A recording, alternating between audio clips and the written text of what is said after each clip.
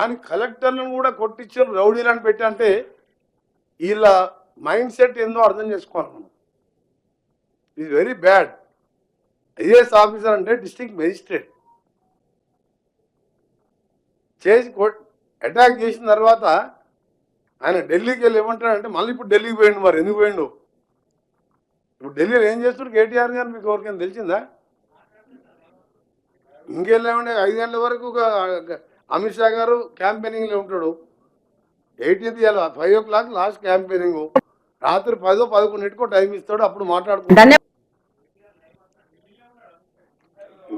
అమిత్ షానే దానికి ఏంటంటే పర్మిషన్ ఇవ్వద్దని కాలేజీలో అడుచుకుంటాం. సరే ఎవరు బాధ వాళ్ళది, కానీ మాదేం బాధ రోడ్లు వేయాలి, ఫ్లైఓవర్లు వేయాలి, ఎయిర్పోర్ట్లు కట్టాలని.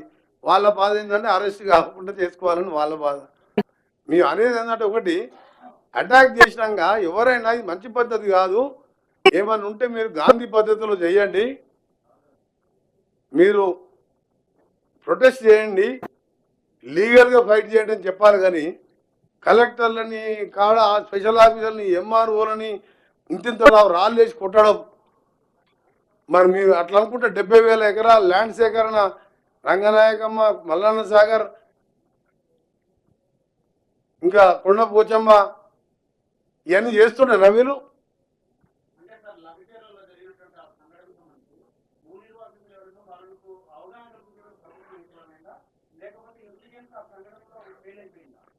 నీకు అట్లా ప్లాన్ వేసుకొని పోయి రౌడీ షీటర్లని ఆ ఊరు కాని వాళ్ళని 19 మంది భూములు లేని వాళ్ళని పక్క ఊర్లోకి వెళ్ళి తీసుకొచ్చి నెలకెళ్ళి అక్కడ పెట్టి 84 సార్లు ఫోన్లో మాట్లాడినట్టు కాల్ డేటా పెట్టుకొని కేటీఆర్తో మాట్లాడుకుంటా ఒక మైనర్ అమ్మాయి రేప్ కేసులో ఉన్న ఒక రౌడీ షీటర్ని, మర్డర్ కేసులో ఉన్నాన్ని ఇవన్నీ తీసుకొచ్చి క్వశ్చన్లు మీరు నన్ను అడిగితే ఎట్లా?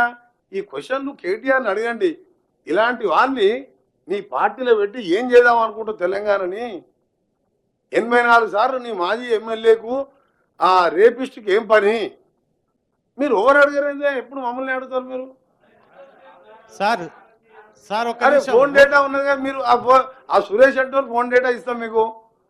ఫోన్ డేటా తెప్పి 84 సార్లు పట్నం నారాయణ రెడ్డి మాట్లాడినా లేదా? ఏం బయట పెట్టేదా? రోడ్ కుల్లా ఉన్నది ఆడ మొత్తం ఆడ. అరెస్ట్ చేస్తానికి ఇప్పుడు కాదు, అరెస్ట్ చేస్తానికి కోమటిరెడ్డి వెంకటరెడ్డి దానికి చట్టం ఉంటుంది, చట్టం తన పని తాను చేసుకుంటుంది. ఇది కాదు మీరు అన్నట్టు కేసీఆర్, కేటీఆర్, హరీష్ బాబామర్దుల రాజ్యం కాదు ఇది. ఇది ప్రజాస్వామ్యం. కాంగ్రెస్ పార్టీ నేషనల్ పార్టీ అంటే పద్ధతి ప్రకారం చట్టం. రేపున్నది ప్రతీక్ జైన్ గారి మీద అటాక్ చేసానుకో ప్రూఫ్ ఉంటుంది, సీసీటీవీ కెమెరాసు ఇవన్నీ చూసుకొని పోలీస్ చర్య తీసుకుంటుంది. పోలీసులు మేము ప్రెజర్ చేయం.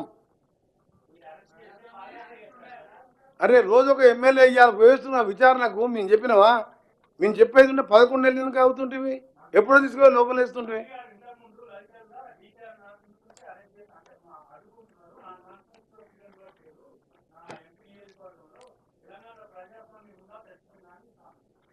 నన్ను 10 ఏళ్ళు కేసీఆర్ నేను ఎమ్మెల్యే ఎంపీగా ఉన్నప్పుడు ఒక 1000 సార్లు హౌస్ అరెస్ట్ చేశాను. 1000 సార్లు ఇట్లకెళ్ళి వెళ్ళనియలే. వాడోడు కేసీఆర్ జనగాం పోతున్నట్టు నేను నల్గొండలు ఉంటే నల్గొండలో హౌస్ అరెస్టు. ఇవన్నీ నేర్పించిందే వాళ్ళు కదా. మేము అట్లా చేయము. కాంగ్రెస్ పార్టీ గాంధీజీ సూత్రాలను నమ్ముకున్న పార్టీ ఇది. దేశం కోసం ప్రాణాలు అర్పించిన ఇందిరాగాంధీ, రాజీవ్ గాంధీ చూపిన బాటలో నడుస్తాం. అవసరం వస్తే ప్రాణాలు ఇస్తాం తప్ప మేము ఎవరిని కూడా అరెస్ట్ చేయం. సార్ మంత్రి గారు మూసి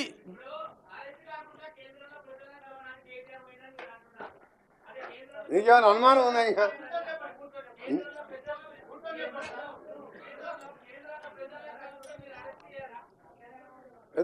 కేంద్రంలో దీనికి రాష్ట్రానికి సంబంధం ఏంది? సార్ మంత్రి గారు మీరు ఒక నిమిషం, ఇది ఒక చట్టము, సీసీటీవీ కెమెరాస్ డీటెయిల్గా మా అడిషనల్ డీజీపీ మహేష్ భగత్ గారు పోయినరు. అరెస్టులు ఇవన్నీ ఎప్పుడు జరుగుతాయి? పోలీసు వాళ్ళు వాళ్ళు కన్క్లూజన్. మా పెత్తనం ఉండదు, మేము ఇన్వాల్వ్ కావు, మాది ఒక డిక్టేటర్ రాజ్యం కాదు. అది ఒక డెమోక్రసీ పాలసీ అని మళ్ళీ చెప్పిన. మా పోలీసు వాళ్ళు అంత క్లియర్గా ప్రూఫ్ తీసుకొని ఎవరు తప్పు చేస్తే ఎంత పెద్దోడైనా, అది కేటీఆర్ కానీ, కేసీఆర్ కానీ, రేపిస్ట్ సురేష్ కానీ, ఇంకా ఎవడైనా కానీ తప్పకుండా చర్యలు తీసుకుంటాం.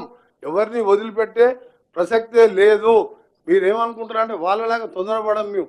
మాకు చట్టం ఉన్నది, వాళ్ళ మీద డిపెండ్. వాళ్ళు ఇది కరెక్ట్ అండి వాళ్ళని చెప్తారు, వాళ్ళని అరెస్ట్ చేస్తారు.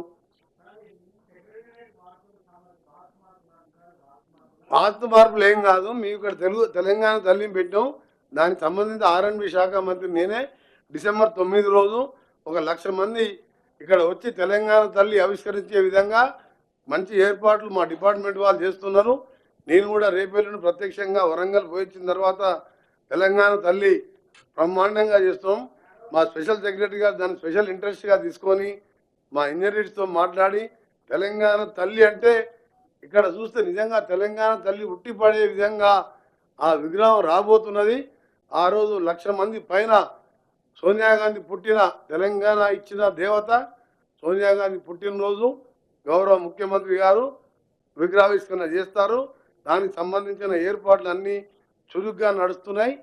దాన్ని ఈరోజు ప్రతి ఒక్కరు కూడా ఇక్కడికి వచ్చిన వాళ్ళు ట్యాంక్ బండ్కి వచ్చిన వాళ్ళు సోనియా గాంధీ తెలంగాణ తల్లి పుట్టినరోజు రోజు అట్లా ట్యాంక్ బండ్ మీద మామూలుగా వస్తారు. అందరూ కూడా తెలంగాణ తల్లిని చూసిపోయే విధంగా ఆ ఏర్పాట్లు అన్నీ కూడా గేటు అది చేస్తున్నాం. వాస్తుపరంగా కాదు, కన్వీనియన్స్ కోసం కొన్ని ఏర్పాట్లు చేస్తున్నాం. మీరందరూ నువ్వు అంటే ఎట్లా వస్తున్నావు? వాళ్ళు రానిచ్చాను మీరని. అప్పుడు ఎన్నిసార్లు వచ్చినావు చెప్పు నువ్వు. నేను కూడా వచ్చినప్పుడు నన్ను 2 సార్లు వస్తే రానియలే. ఎంపీ ఉండి నేను అయితే పాస్ అయితే నేను రానియే.